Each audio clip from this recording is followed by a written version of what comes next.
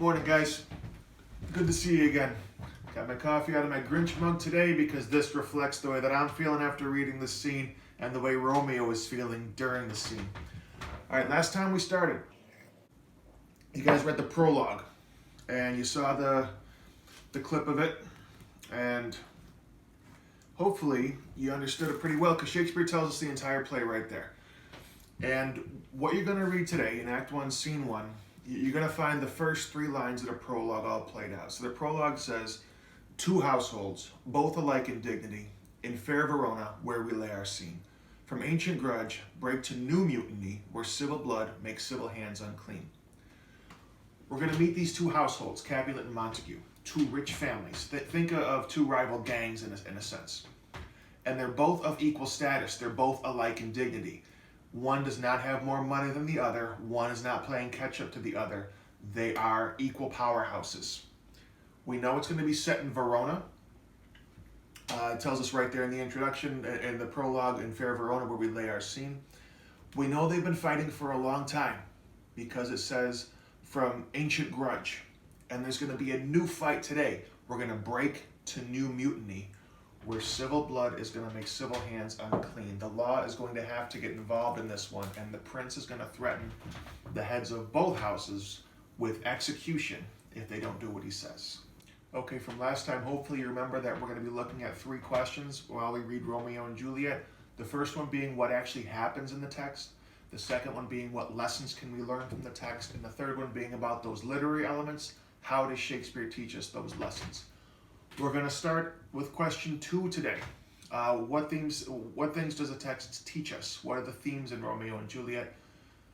And in popular culture, there is a lot of people who refer to this as a love play and a love story and the star-crossed lovers. And maybe it's the cynical guy in me. No, that sounds terrible. It just sounds like a bad idea, which there's a lot of in this place. There's a lot of really bad ideas. This play teaches us about the dangers of making rash decisions.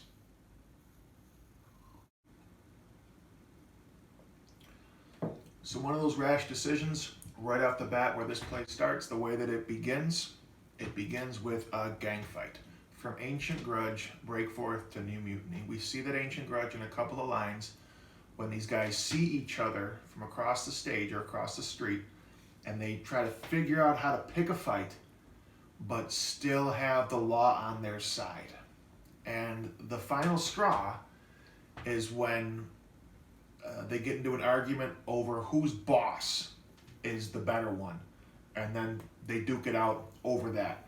And they come in from all off the stage, all kinds of people from the Montagues and the Capulets come on the stage and they fight together, and they just make a big mess, so the prince has to break it up. After that's over, then we get to meet Romeo. And he's heartbroken, not because there was a fight, he had nothing to do with that, but he's heartbroken over a girl. Not Juliet. He's heartbroken over Rosalind. You see, Rosalind has sworn off love forever. She's never going to get married. She's never going to have children, which means that Romeo will never get to date her, marry her, or sleep with her. And that's hard for him to swallow. So he's lamenting that he'd rather die than live without Rosalind. And his cousin Benvolio has got a plan to make him feel better. He's going to introduce him to other beautiful women. Typical guy. Maybe he knows something about Romeo that we don't. Okay, so that's question 1. What happens in this scene? And now, so we got question 2 about what does it teach us? It teaches us, it warns us against rash decisions. We've got question 1. What happens in this scene? We've got a gang fight, and we've got Romeo lamenting because the woman that he was in love with yesterday doesn't love him today. And so how does Shakespeare teach us that we should not make rash decisions? And in this case, it's through a lot of irony. The first one we see is dramatic irony. He's lamenting over Rosalind, but we know from the prologue and from the title itself that that's not the woman he's wanting to be with. So as much as he wants to die over Rosalind not wanting to marry him or date him or be with him ever, we know he moves on pretty quick.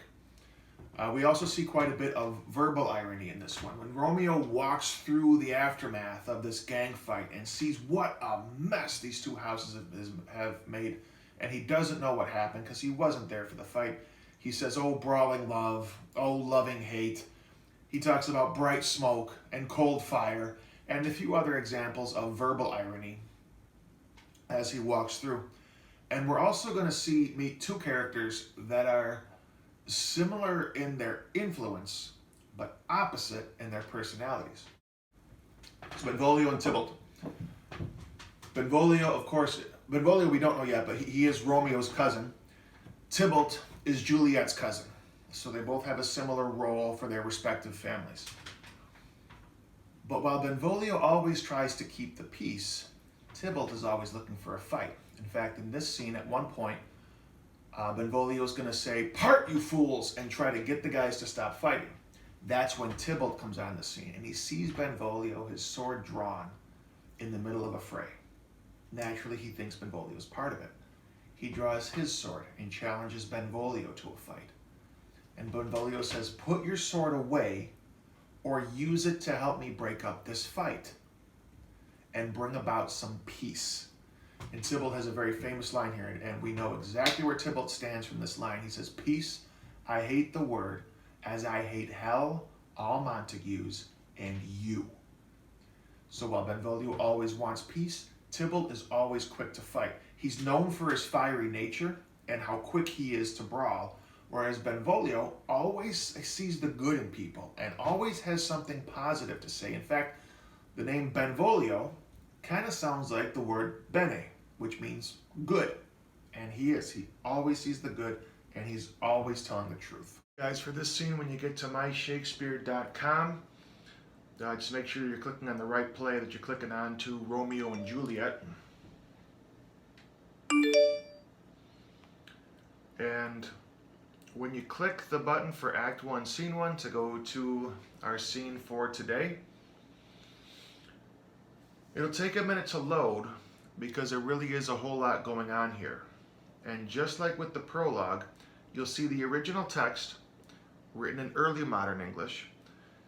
You'll have a little speech bubble off to the left-hand side that will show you the same text the way that we would say it today.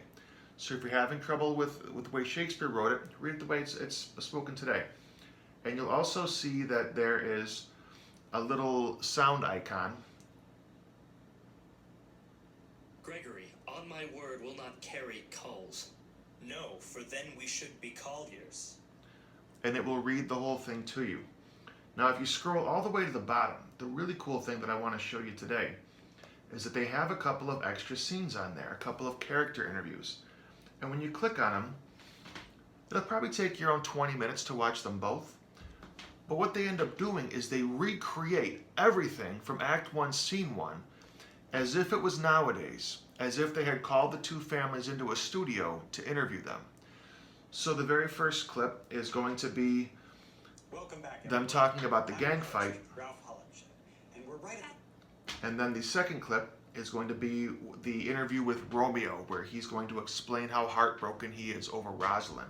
And the interviewer will take the place of Benvolio's character in asking him these questions. So guys, besides the Shakespeare, myshakespeare.org, also at the bottom of this form is a clip from a movie version of this play that was made in 1968. Now, it does take a little bit of liberties. For example, there's no stage direction in Romeo and Juliet that says "trip the old guy." But the directors took that little bit of a liberty to get the brawl going. And it's really this scene, when Shakespeare wrote it, was meant to show the audience who's who, the two different sides of this feud. And so in the movie, you'll notice that the Capulets are all wearing red and yellow, and the Montagues are all wearing green and blue. And you'll notice that it's a very chaotic scene, and that ties into our theme, where it's a warning against rash decisions. They make some rash decisions, and chaos ensues. So there you go, guys. Enjoy the scene.